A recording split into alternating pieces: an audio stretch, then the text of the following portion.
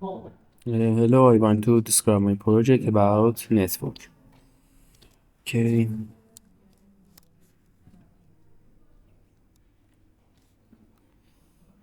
this is home page where we can see all posts and we can register and log.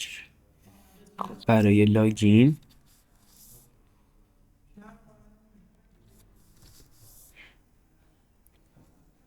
یوزر تستی وارد میشیم. من یوزر از قبل ساختم. آل پستش این قسمت وجود داره، میتونم پست بذارم. تست 1 میبینم که تو قسمت علی تست 1 اضافه میشه. اینجا فالوور و فالوینگ های من نشون میده. من فالوور ندارم، نو یوزر را. فالوینگ هم یه نفر رضایی که این پیجشه که میتونم آن فالوش کنم، میبینیم 0 میشه و من فالوش کنم.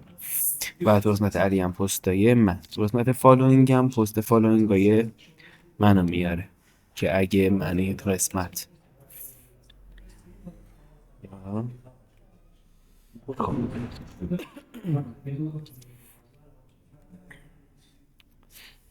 و در قسمت لوگات میتونیم بکنیم. همه پست اینجا میان، میتونیم لایک کنیم که خب آن دیفایند میزنه چون ما هم لاگین نکردیم. میتونیم ریجستر کنیم یه یوزر جدید.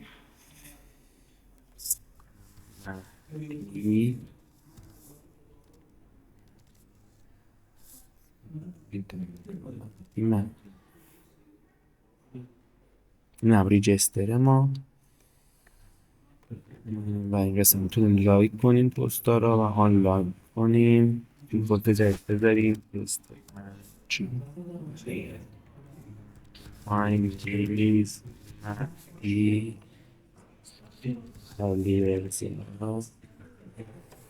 مهدی توی قسمت مهدی من نه فالوینگ دارم نه فالووری دارم. در قسمت آل پست میتونم رضا را مثلا فالو کنم، یه دونه به فالوور رضا اضافه میشه. میتونم پستش رو لایک کنم یا آن لایک. اگه تعداد پست بیشتر از 10 تا بشه من دکمه نکس باید داشته باشم.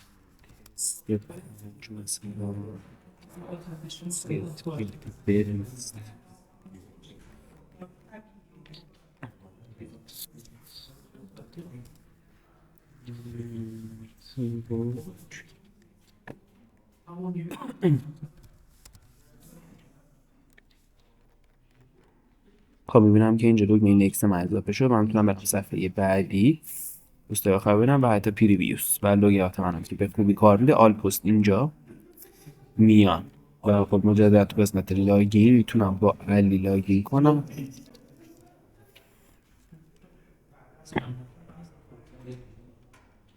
و اینجا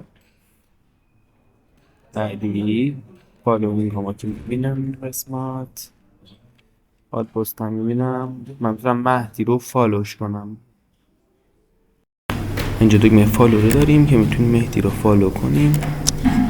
تو فالووراش که خب علی اومده و لوگ اوت میکنیم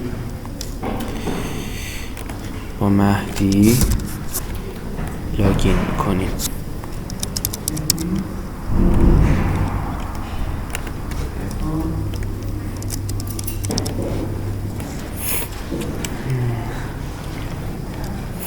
اینجا قسمت فالوینگا مهدی، فالوینگا رضا، followers Ali.